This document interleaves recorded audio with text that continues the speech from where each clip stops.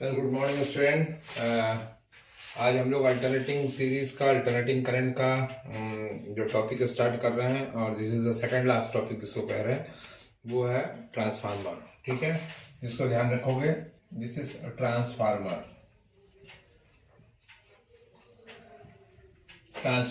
इसके पहले आप लोगों ने क्यू फैक्टर तक कर लिया था, ये याद रखोगे। क्यू फैक्टर का जो डेरिवेशन मैंने करवाया था, वो डेरिवेशन कभी भी पूछा नहीं गया, लेकिन उसके न्यूमेरिकल्स बहुत इंपॉर्टेंट है। ठीक है, तो क्यू फैक्टर का उसको आप बहुत अच्छे से ध्यान रखोगे। ठीक, यानी हम लोग जब न्यूमेरिकल करेंगे तो तब हम लोग और उसके ऊपर हाईलाइट करेंगे। Now this is transformer. देखो नाम से समझ में आ रहा है, ट्रांसफार्मर मतलब ट्रांसफर करना। ट्रांसफर करना मीन्स ये अल्टरनेटिंग करंट को ट्रांसफर करता है हाई वोल्टेज पे, यानी करंट को वोल्टेज पे कन्वर्ट करता है या वोल्टेज को करंट में कन्वर्ट करता है। ध्यान रखना, ट्रांसफार्मर एक ऐसा डिवाइस है, this is a electrical device which transfer alternating current into high voltage, यानी low alternating current to high voltage. ठीक है, और high alternating current to low voltage. ध्यान रखना, करंट को वोल्टेज में कन्वर्ट करता है, इस चीज को अच्छे से ध्यान रखोगे। लो करंट को हाई करंट में कन्वर्ट नहीं करता, लो करंट को हाई वोल्टेज में कन्वर्ट करता है, हाई करंट को लो वोल्टेज में कन्वर्ट करता है। तो what is transformer? Write down, it is an electrical device it is an electrical device which convert it is an electrical device which convert alternating current at the low voltage alternating current at the low voltage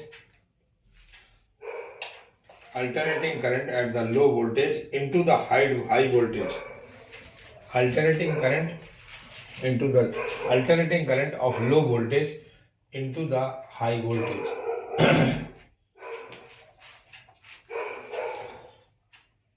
into the high voltage।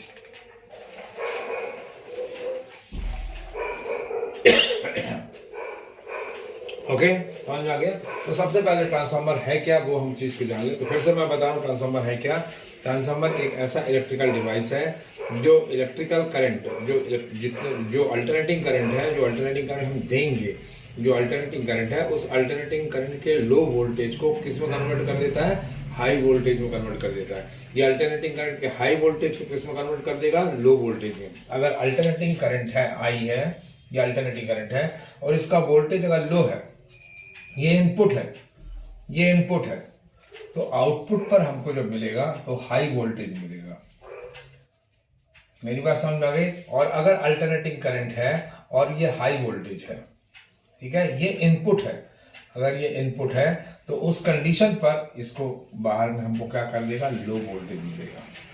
ठीक है, तो मतलब ये low voltage को high voltage में और high voltage को किस में कन्वर्ट करेगा? लो वोल्टेज में कन्वर्ट करेगा।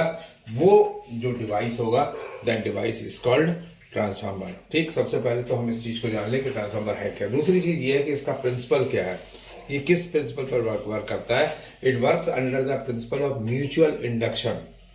म्यूचुअल इंडक्शन आपको पता है, म्यूचुअल इंडक्शन क्या होता है? म्यूचुअल इंडक्शन क्या होता है कि अगर एक कॉइल में, किसी कॉइल में मैग्नेटिक फ्लक्स चेंज हुआ तो उसके नियर बाई कॉइल में इंड्यूस्ड ईएमएफ प्रोड्यूस हो जाता है। This phenomena is called mutual induction.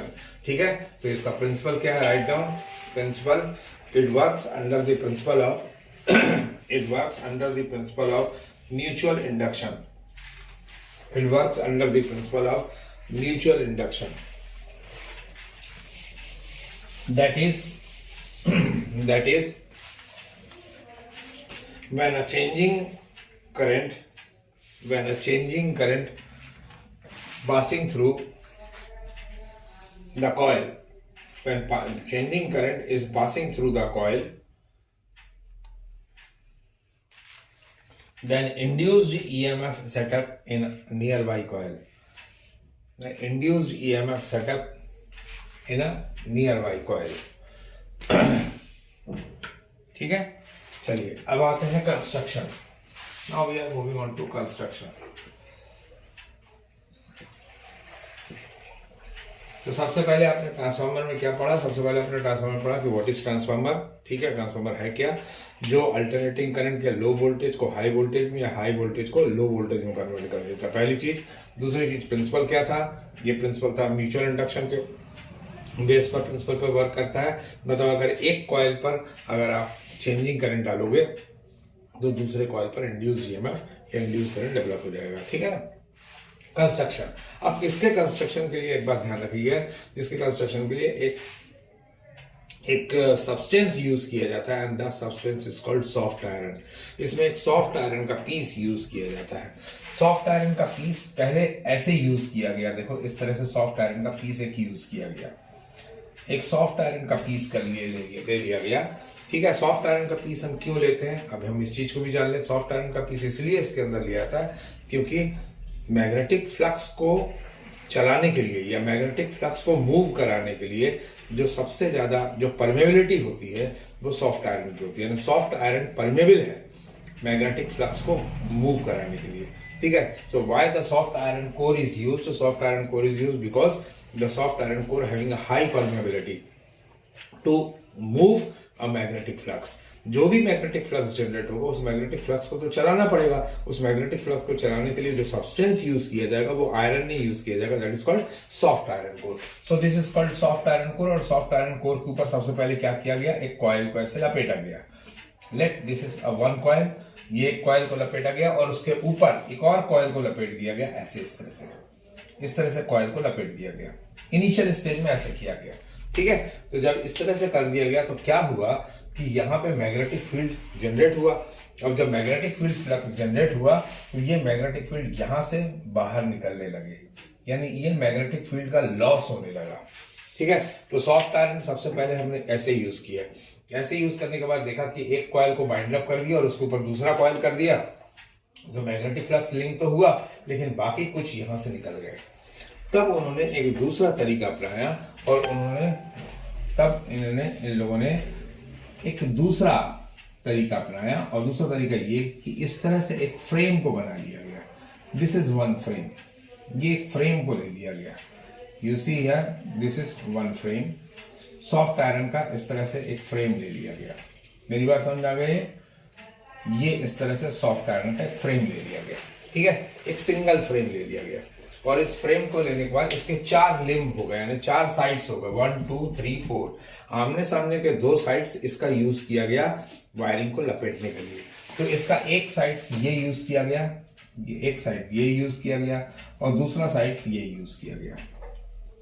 ठीक है, उससे क्या फायदा हुआ? उससे यह फायदा हुआ कि इसमें जितने भी मैग्नेटिक फ्लक्स लिंक होंगे वो सारे के सारे मैग्नेटिक फील्ड फ्लक्स ऐसे करके ऐसे गए, यहाँ से ऐसे चले, ऐसे चले, ऐसे चले, ऐसे चले, ऐसे चले और इस तरह से कंटिन्यूअस ये मूव करने लगे। लेकिन यहाँ पर भी एक चीज देखा गया कि इसका कुछ पार्ट यहाँ लॉस होना स्टार्ट हो गया। ठीक है, ये लॉस होता है इसमें। ठीक है, कि यहाँ पर भी मैग्नेटिक फील्ड जो भी थोड़ा सा हुआ, ये बहुत थोड़ा बहुत यहाँ पे, क्योंकि कोई भी कॉइल जब हम बनाते हैं, जब भी हम कॉइल को बनाए हैं ऐसे, तो उस कॉइल में आप याद रखिए कि मैग्नेटिक फील्ड जब भी जनरेट होता है वो अंदर जनरेट होता है। ठीक है, इसके बाहर मैग्नेटिक फील्ड क्या होता है, रिड्यूस होता है। तो यहाँ पर मैग्नेटिक फील्ड है पर बहुत कम है, तो इसलिए इसको हम उतना इग्नोर कर दिए और मॉडिफाई किया गया।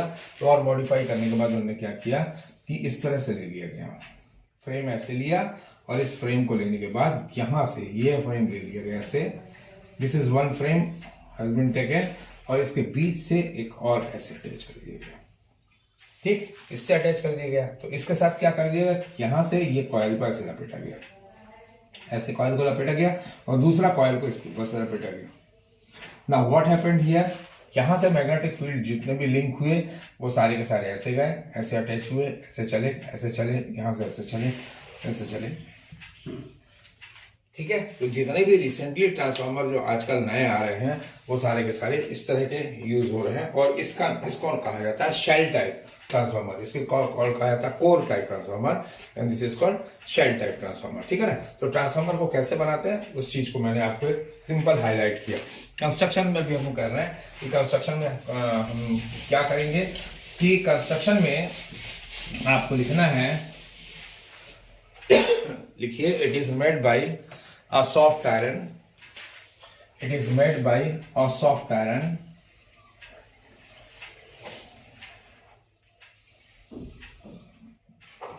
which is having a high permeability, which is having a high permeability which is having a high permeability to flow magnetic field. To flow magnetic field.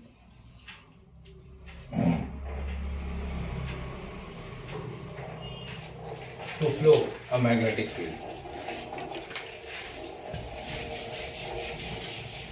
ठीक है? It is generally two types.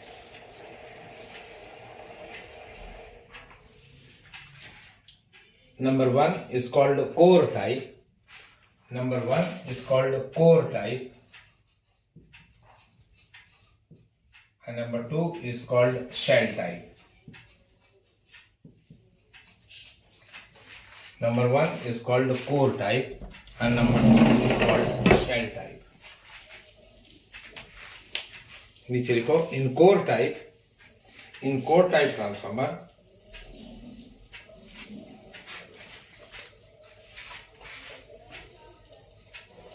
primary coil and secondary coil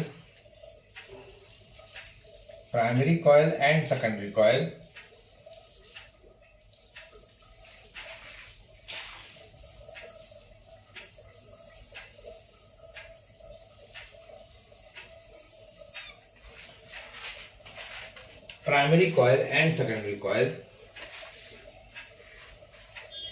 are bound on separate limb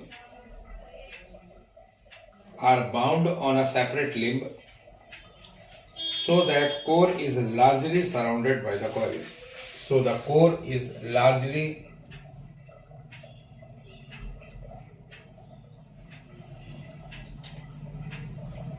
surrounded by the coils.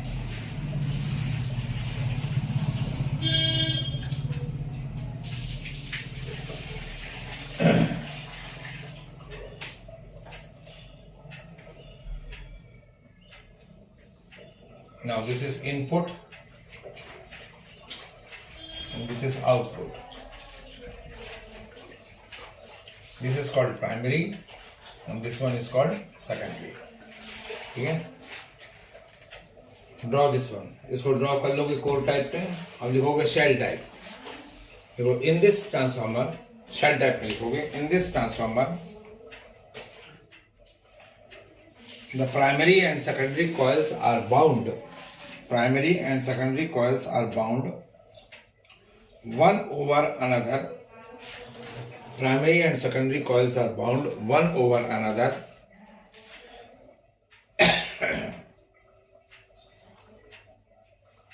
in one limb.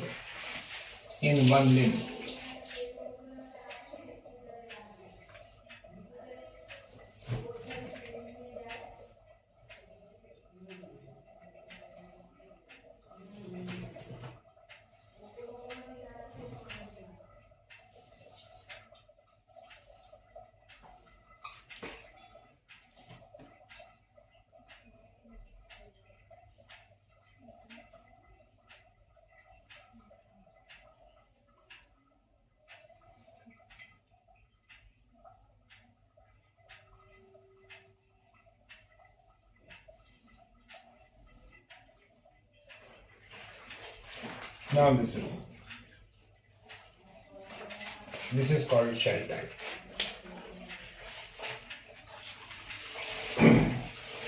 In one limb. Therefore, all the magnetic flux linked with the coil.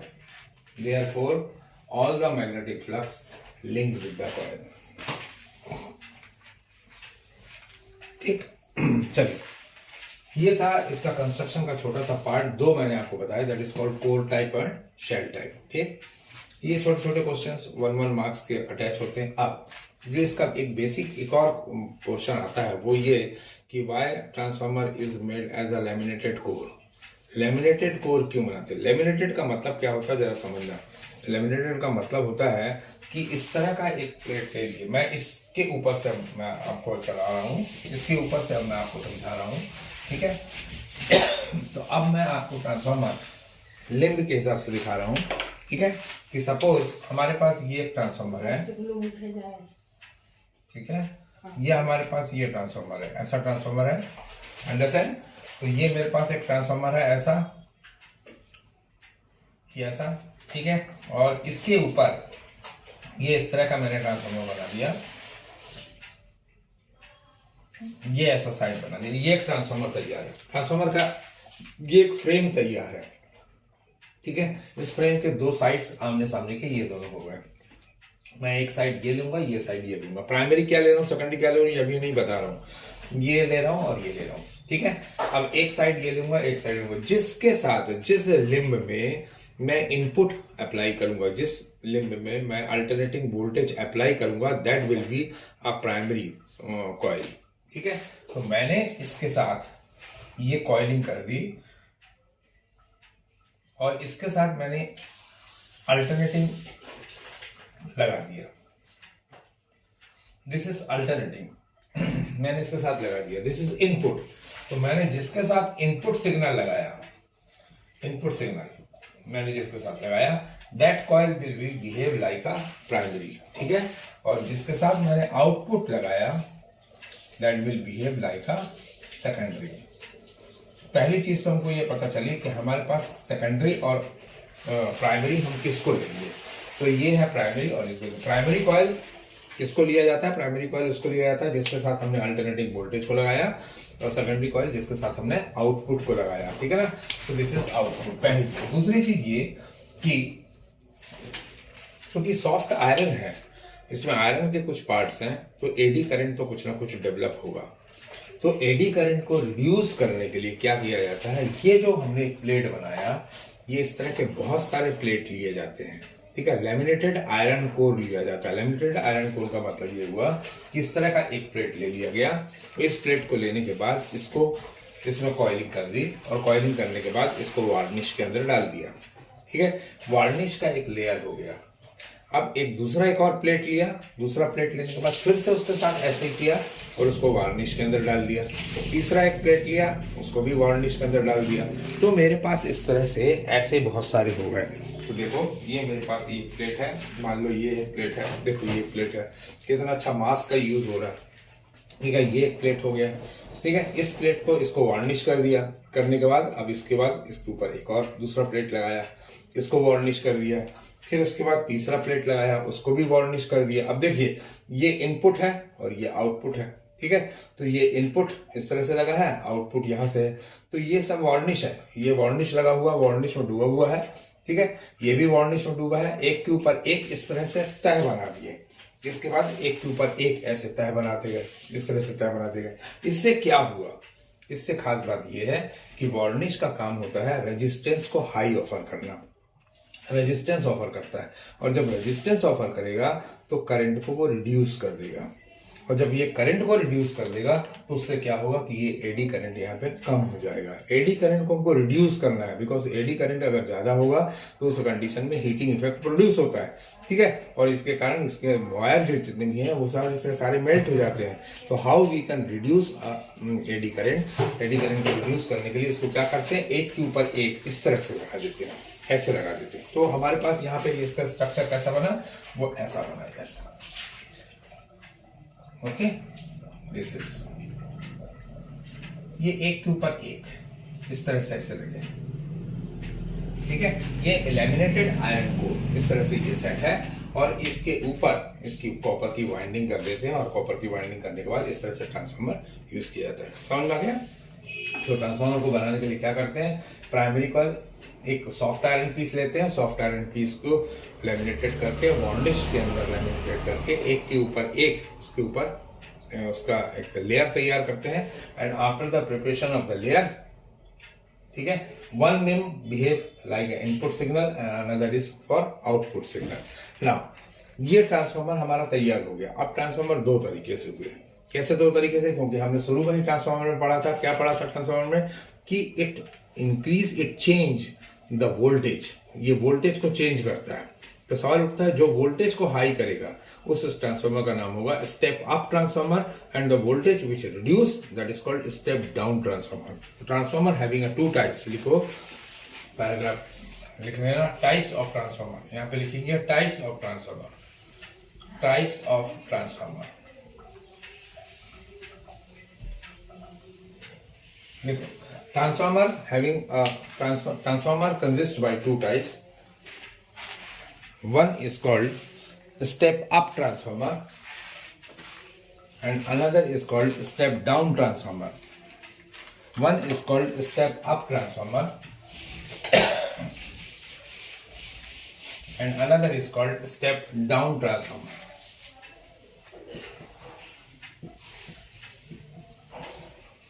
Step up transformer, नाम से समझ में आ रहा है, step up जो एक कदम आगे बढ़ा दे, जो वोल्टेज को हाई कर दे, ठीक है। स्टेप अप ट्रांसफार्मर लिखिए, it is a transformer which increase the alternating voltage, which increase the alternating voltage. It is a transformer which increase the alternating voltage. ठीक है, अब जरा हम देख लें कि स्टेप अप ट्रांसफार्मर जो है वो तो बोल रहा कि ये वोल्टेज को इंक्रीज कर देता है, तो इसमें क्या कंस्ट्रक्शन में रहता है, इसके कंस्ट्रक्शन में ध्यान रखोगे, प्राइमरी कॉइल में number of turn less, number of turn in primary coil is less than the secondary coil. इस चीज को ध्यान रखोगे, ठीक है ना। देखो कि in this transformer number of turn in primary coil, in this transformer number of turn in primary coil always becomes less than the number of secondary coil, than the number of turn in secondary coil. Next is step down transformer. It is a transformer, step down transformer. It is a transformer which decrease the alternating voltage, in which number of turn in primary coil is greater than number of turn in secondary coil. Number of turn in primary coil is greater than number of secondary coil.